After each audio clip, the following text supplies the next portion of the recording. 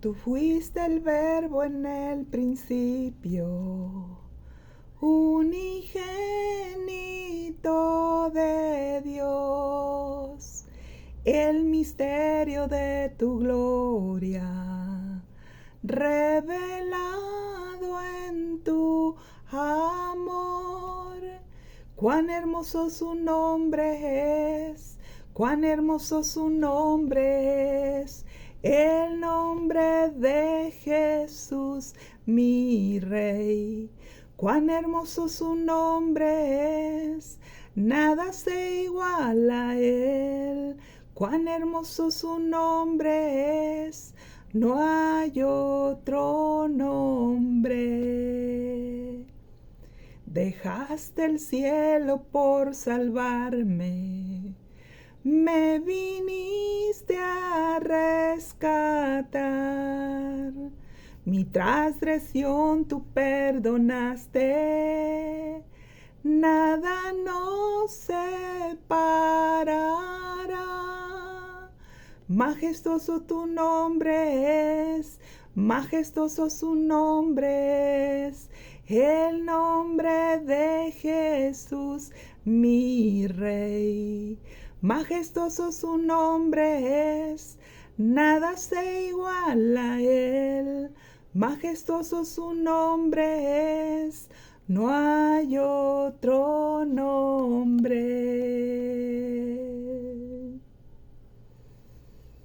La muerte venciste, el velo partiste, la tumba vacía ahora está. Los cielos declaran, tu gloria proclama. Resucitaste en majestad, inigualable, incomparable, hoy por siempre reinarás. Tuyo es el reino, tuya es la gloria, tuyo el poder y autoridad. Poderoso su nombre es, poderoso su nombre es, el nombre de Jesús, mi Rey. Poderoso su nombre es, incomparable es él. Poderoso su nombre es, no hay otro nombre.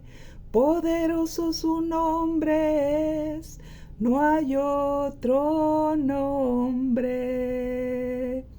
Inigualable, incomparable, hoy por siempre reinarás. Tuyo es el reino, tuya es la gloria, tuyo el poder y autoridad.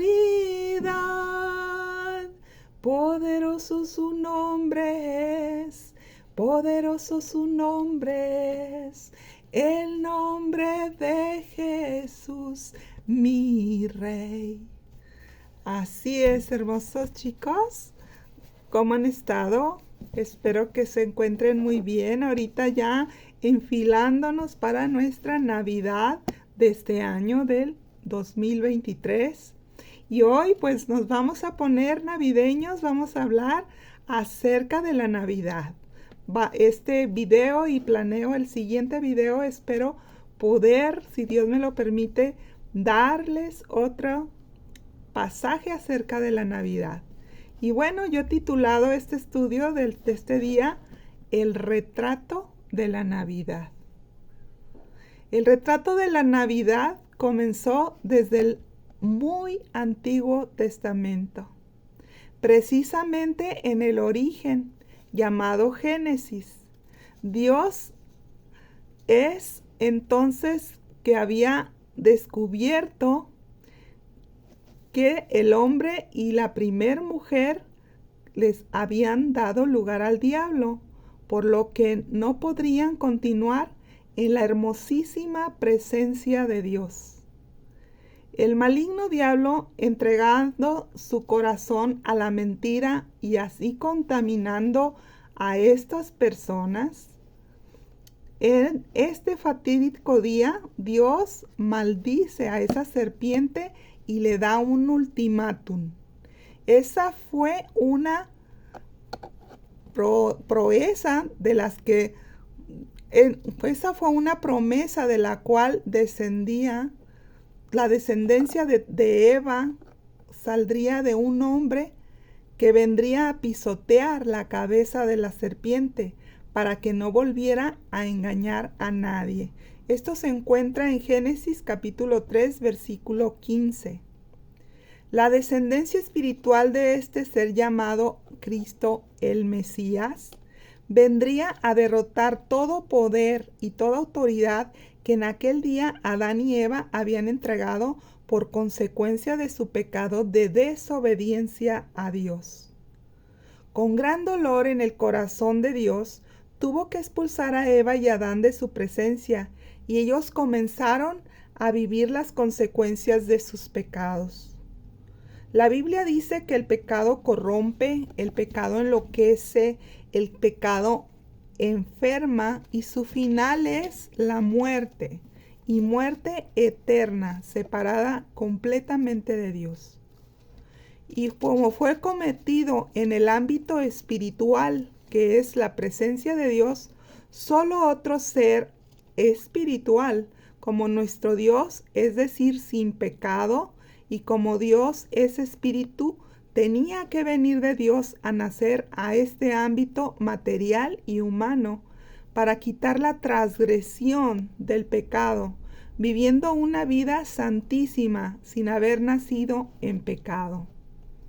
Adán y Eva tuvieron hijos y transmitieron esta promesa de salvación a toda su descendencia, hasta llegar un día en que Dios se arrepintió de haber creado a toda la humanidad y pensó destruirla con un diluvio. Pero toda la obra fue exterminada, pero Dios vio a un hombre llamado Noé, en el cual Dios halló gracia y favor delante de sus ojos. Con esto aprendemos qué tan grande es el amor de Dios por su creación. Dios se le presentó a Noé y hizo un pacto con él. Le pidió que construyera un arca de tal y tal forma donde no solo los seres humanos serían regenerados o salvados del exterminio, sino también una pareja de animales de todas las especies. Noé tardó más de 100 años construyendo el arca del pacto, donde Jehová Dios salvaría a todo aquel que pudiera creer en este pacto. Noé anunciaba a la humanidad mientras construía el arca. Por muchos años Noé anunciaba la salvación de Dios a través del pacto del arca. Pero todos se burlaban e incluso blasfemaban de Dios, diciendo que Noé se había vuelto loco. Y todo esto pasó con el tiempo hasta que comenzó a llover como nunca había llovido en la tierra. Y Jehová Dios cerró el arca del pacto, y toda la humanidad, excepto la familia de Noé y los animalitos, no murieron por el diluvio.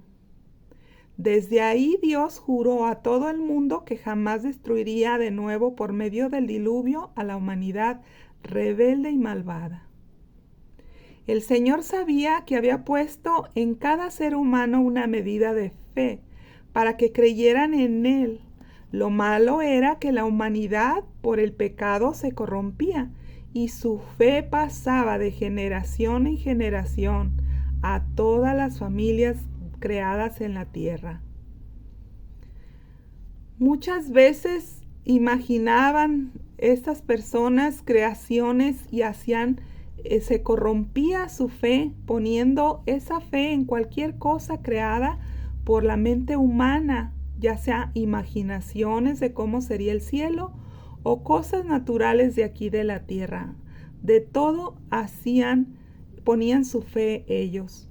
Entonces el Señor decidió hacerse para sí un pueblo de toda la humanidad, un pueblo que llegara a conocerlo, para así formar con él una gran familia.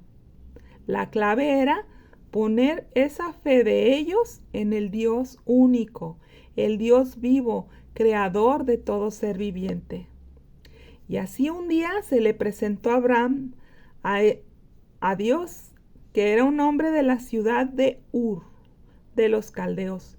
Y Dios llamó a Abraham y le pidió que saliera de su influencia idolátrica, de su familia, pues esa precisamente era el problema de tanta idolatría en ese lugar.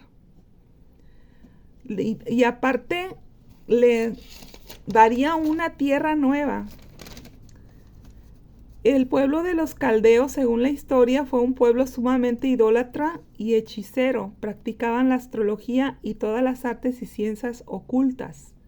Pues por eso era imperante que Abraham se fuera de ese lugar y saliera de esa tierra.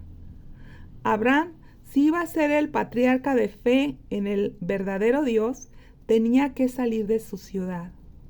Abraham atendió el llamado de Dios y salió de su casa llevándose a Sarai, su mujer, y un sobrino llamado Lot, que se entusiasmó con el viaje cuando escuchó que él iba a ir hacia otras tierras. Sin saber que Dios había preparado de antemano obras para limpiar la perspectiva de Abraham y su vida. Abraham tuvo que vivir el proceso de pasar por Egipto y que peligrara incluso su vida como extranjero. Dios le había prometido una tierra para él y su descendencia. Y entonces un día el Señor se le apareció a Abraham. Después de que obedeció a su voz al dejar Ur de los Caldeos y viajar hacia Canaán, a medida que el proceso de vida preparado por Dios a Abraham aumentaba su fe, los detalles de la promesa de Dios fueron apareciendo en su vida. Y la Biblia dice que Dios también trató con Sarai, su mujer, la mujer de Abraham, que ella, al escuchar que Dios le dijo que iba a tener un hijo, ella se rió, porque sabía que ella era muy vieja para tener hijos. Y Dios la procesó también a ella hasta que reconoció que para Dios no hay nada imposible. Dios trató también con el sobrino de Abraham, pero Lot no aguantó el proceso y de pronto tuvo que separarse de la pareja escogida por Dios para su plan divino. De Abraham nace Isaac y luego Jacob, los patriarcas de la verdadera fe, la fe puesta en el único Dios verdadero que es el creador de todo el universo y de todos los vivientes. También algunos lo llaman el Padre de todos los vivientes. Dios es creador y Padre de todo lo que tiene vida.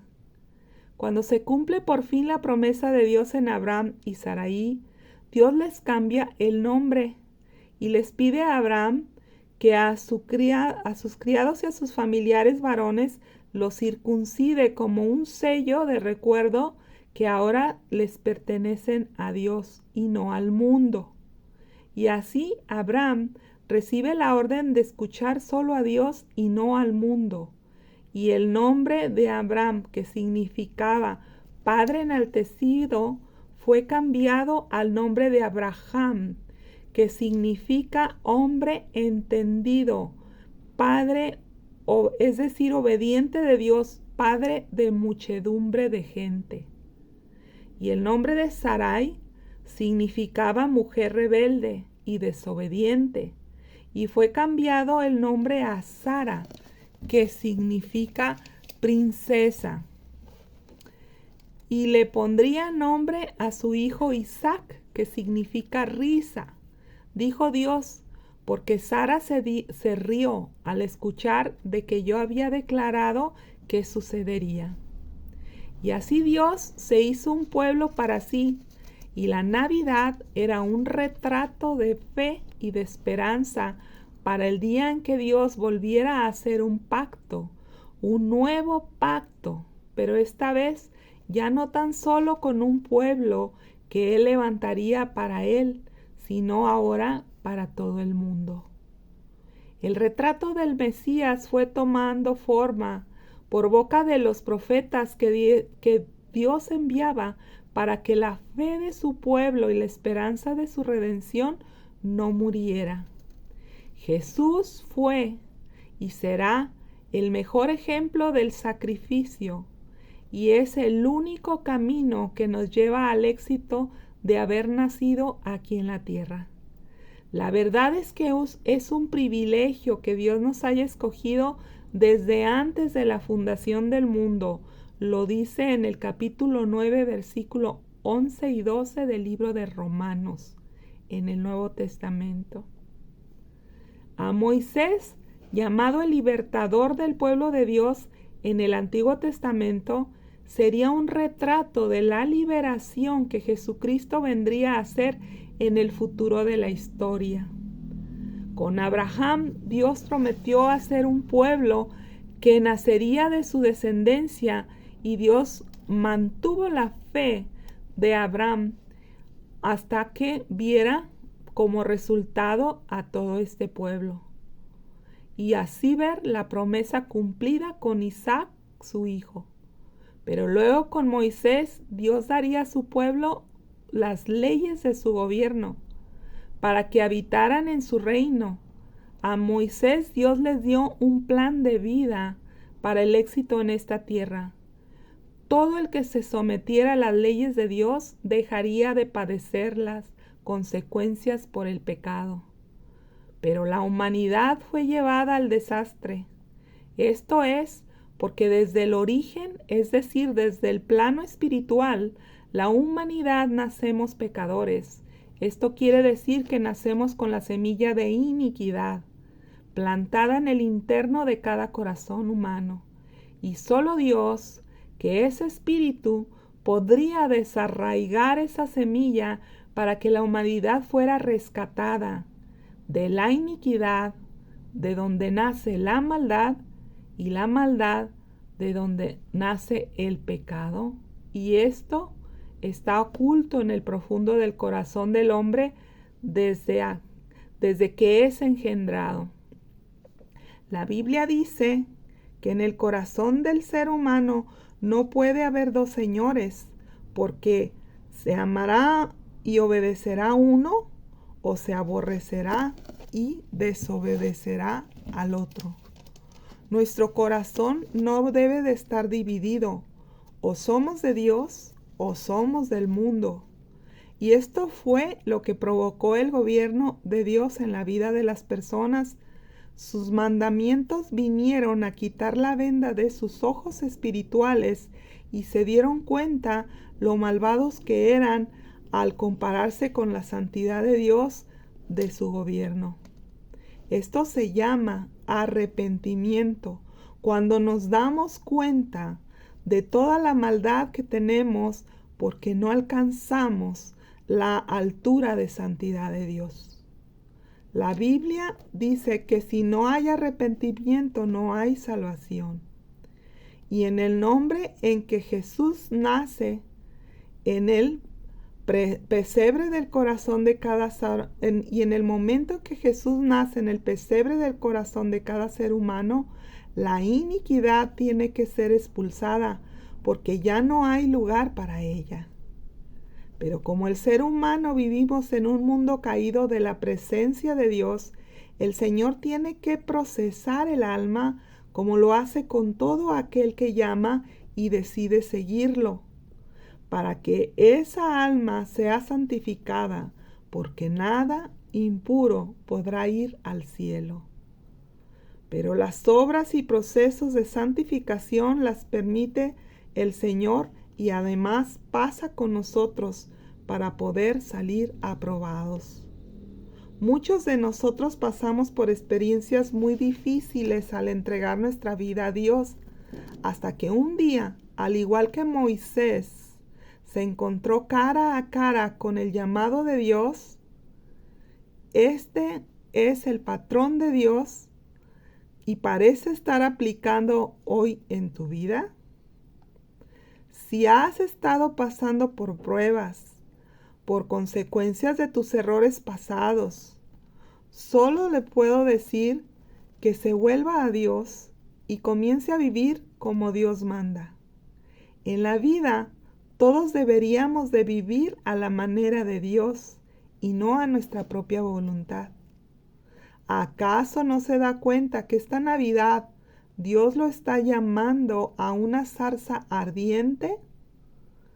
De la misma manera como Dios llamó a Moisés. Le recuerdo que Dios es fuego consumidor y su Santo Espíritu es una llama del Espíritu que da vida a todo el universo y a toda la creación. A través de la palabra de Dios, es decir, la Biblia, le aseguro que ésta le mostrará claramente el camino directo a la tierra prometida. Si obedecemos la palabra de Dios, ésta nos enseña que los momentos sombríos solo durarán el tiempo necesario para que Dios nos lleve a su propósito eterno. Desgraciadamente, por el desconocimiento de Dios y por la desobediencia a Dios en que nacemos como seres humanos, aprendemos más cuando pasamos por la experiencia del valle de lágrimas que en la experiencia de la cumbre del éxito. En esta vida, éxito sin Dios no es éxito. Pero Dios nos promete que una vez que pasemos por los valles, un buen día podremos ver una tierra maravillosa, que es el estar permanentemente y para siempre en la presencia de Dios. Esto es lo que se llama cielo. Moisés fue el encargado por el Señor de dejar a su pueblo, es decir, a todo aquel que creyera en Dios, lo dejó a las puertas de la tierra prometida. A través de los profetas, Dios anuncia el nuevo pacto que haría con todo aquel que pudiera creer en Él, y para ello Él mismo vendría, ya no en espíritu, sino esta vez en un cuerpo de carne y de hueso. Ya no se manifestaría a su pueblo como en el monte Sinaí, con estruendos y una majestuosidad portentosa de fuego que consume, el cual produjo el terror del pueblo. Por eso ellos decidieron obedecer a Dios más por obligación que por amor. Todo esto tenía que estar en el plan de rescate de Dios, porque si las personas antes no conocían que eran pecadoras y sin oportunidad de salvación por sus pecados, no podrían haberse quitado la soberbia de creer que por sus propias obras podrían salvarse. Y tampoco se podría haber quitado el temor de acercarse a Dios cada uno sin ningún intermediario que abogara por ellos. El pueblo de Israel mandó a su libertador, a Moisés, para que él tratara con Dios y que luego le dijera al pueblo lo que Dios decía para que ellos obedecieran. Y así nacieron los intercesores entre Dios y los hombres, lo cual Dios nunca había querido eso. Dios siempre había creado a la humanidad para tener una relación personal con cada uno. Y tampoco se podría haber quitado la terrible conmiseración de sentirse tan pobrecitos humanos, pecadores, que van directo al infierno, y quién sabe por qué razón. O sea, sin saber por qué nacimos en esta tierra, sin conocer a Dios, sin saber qué es el pecado o por qué estamos condenados a la muerte eterna. Y todo esto trae una terrible conmiseración sin darnos cuenta de la realidad por la falta de conocer a Dios. Todo esto trata Dios con su pueblo, con todo aquel que de verdad creía en Él y esperaba con ansia su salvación. A este tipo de personas escoge Dios para manifestarse a ellas y presentar a su Hijo, ya no el retrato de Cristo bien dibujado a través del a través del Antiguo Testamento o el Antiguo Pacto. Ahora, por el Nuevo Testamento. Como un anuncio, el ángel a María le dijo que pondría su nombre Jesús, que significa Salvador, y este sería grande, y sería llamado Hijo del Altísimo, y el Señor Dios le dará el trono de David su padre. Esto quería decir que vendría de la descendencia del más grande rey que había existido en todos los tiempos, llamado el rey David, que dice la palabra de Dios, la Biblia, que había sido un hombre conforme al corazón de Dios.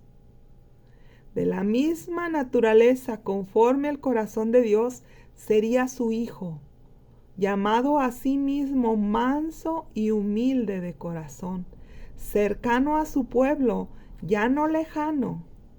También los profetas lo llamarían Emmanuel, que quiere decir Dios con nosotros. Esto está en Isaías capítulo 7, versículo 14. Y Mateo capítulo 1, versículo 23 dice: He aquí, la Virgen concebirá y dará a luz un hijo, y le pondrán por nombre Emmanuel, que traducido significa Dios con nosotros. Esto lo recibió José, el prometido de María, lo recibió en un mensaje en sueños, porque José había desconfiado de María y había querido dejarla en secreto. Pero cuando Dios tiene un plan de vida para la humanidad, nadie puede deshacer los planes que Dios tiene, porque los planes de Dios no están pensados solo para bendecir a las personas que se los da, sino para ser de bendición a muchísima gente. Si Jesús no hubiera venido, no existiría la Navidad, porque la palabra Navidad significa nacimiento. Y si el nacimiento de Jesús, nuestro Salvador, no hubiera venido a esta tierra prometida, por eso Él dijo: yo soy el camino. Él no dijo: yo soy un camino que lleva al Padre, porque todos los caminos llevan a Roma, dice el mundo. No. Él dijo: yo soy el camino. Tampoco dijo: yo soy una verdad, de esas que hay muchas en el mundo. No. Él dijo: yo soy la verdad, y el que me siga ya no andará en tinieblas. Tampoco dijo: yo soy una vida, el que me siga tendrá abundancia de bienes. No. Él dijo: yo soy la vida. El que por mí entra tendrá vida eterna, y ya no morirá, porque ha nacido de muerte a vida. Estos son los que oyen mi palabra y creen al que me envió. Tienen vida eterna, y no vienen a condenación, sino que han pasado de muerte a vida. Esto está en San Juan capítulo 5, versículo 24. Emmanuel bendito vino a nacer a esta tierra como todos nosotros. Vivió, pero sin pecado, porque era perfecto de Dios y perfecto Dios y perfecto hombre. Él para esto había nacido, para poner su vida en rescate por muchos, especialmente por todo aquel que crea en Él, para que no se pierda y más tenga la vida eterna. Esto está en San Juan capítulo 3 versículo 16. El plan perfecto de Dios se consumó en la cruz del Calvario, muriendo el siervo de Dios como un sacrificio vivo y agradable a Dios Padre, por su perfecta vida de obediencia sin pecado y en santidad absoluta. Una sola gota de su sangre fue suficiente para quitar los pecados de todos los creyentes en esta grande obra de salvación. Y Él no solo derramó una gota, sino que derramó absolutamente toda su sangre por todos nosotros, pero toda la humanidad debería de conocer este evangelio. Nosotros, ¿cómo podemos acceder a este perdón y rescate de Dios para tener vida eterna con Él en el cielo? Respuesta: a nosotros solo nos toca venir a Él creyentes, en humildad, sabiendo que Dios no es un hombre para mentir ni un hijo de hombre que se arrepiente. Él quiere hacer un nuevo pacto, esta vez ya no tan solo con su pueblo, ahora con todos los que crean que Jesucristo es el Hijo de Dios, nacido en esta tierra para salvarnos a todos nosotros y a quitar el pecado del mundo. Dios quiere que cada persona le conozca personalmente y esté dispuesta a entregarle su corazón y su vida para que Él los haga nuevas criaturas. Esta vez para gloria de su nombre y ya no con la semilla de iniquidad que corrompió a todos los descendientes de la humanidad sin Dios. Hay que reconocernos pecadores delante de Dios, porque ninguno, por mucho que nos esforcemos, alcanzaríamos el estándar de santidad perfecta para poder ir al cielo eternamente. Por eso hay que reconocer que Jesús es nuestro regalo, un regalo muy grande y maravilloso que Padre Dios nos da para salvarnos. Y hay que decirle a Jesús: sí, Señor, acepto hacer este nuevo pacto contigo. Yo creo que solo en ti tengo salvación y que si hoy yo te abro las puertas de mi corazón y de mi vida para que tú entres a nacer en el pesebre de mi corazón como una semilla, pero esta vez como el Rey de Reyes y Señor de Señores, que tomes el trono de mi corazón y te cedo todos mis derechos para que me guíes hacia la vida eterna. Al hacer esta confesión de fe, estamos creyentes con toda la certeza de nuestro corazón que Dios es nuestra Navidad y que Él cumplirá lo que ha prometido en su Evangelio. Si usted hoy ha decidido creer en el Evangelio de Jesucristo, el Hijo de Dios, y ha decidido por fe entregarle su vida para que Él la tome y la dirija, le aseguro que su vida cambiará. Yo lo he visto y yo lo he vivido. La carga de su corazón por los pecados será quitada y usted experimentará una libertad como jamás haya conocido. Su vida será plena del amor incondicional de Dios para siempre. Dios no quiere que ninguna alma al morir se pierda, sino que todos vayamos a vivir a la presencia de Dios para siempre. Si usted hoy quiere recibir su Navidad con Jesús, entonces por favor repita esta oración conmigo. Dígale así: Señor, hoy acepto tu nuevo pacto conmigo. Hoy decido creer en tu salvación. Reconozco que soy pecador y que sin ti yo no podría salvar mi alma e ir al cielo. Por eso hoy decido abrir mi corazón y mi vida para que tú entres y tomes el control de todo. Sí, Señor, ven. Sé tú mi Navidad ahora. Nace en el pesebre de mi corazón y dame de tu Santo Espíritu, para que yo también nazca de nuevo y sea una nueva criatura creada por Dios para vivir eternamente contigo, para gloria de tu nombre. Amén. Si hizo esta oración, en este momento yo lo felicito muchísimo y le convido, le sugiero que compre una Biblia si no es que tiene alguna Biblia en casa. Si usted tiene una Biblia en casa, léala por favor. Léala desde el Génesis hasta el Apocalipsis y de comienzo podría el Evangelio de Juan, que está explicado muy bien lo que es el Evangelio de Jesucristo. En ese Evangelio de San Juan, del apóstol Juan, ahí está exactamente lo que es el Evangelio de Jesucristo, a quien ha usted entregado su vida hoy. Y bueno, para despedirnos vamos a hacer esta oración.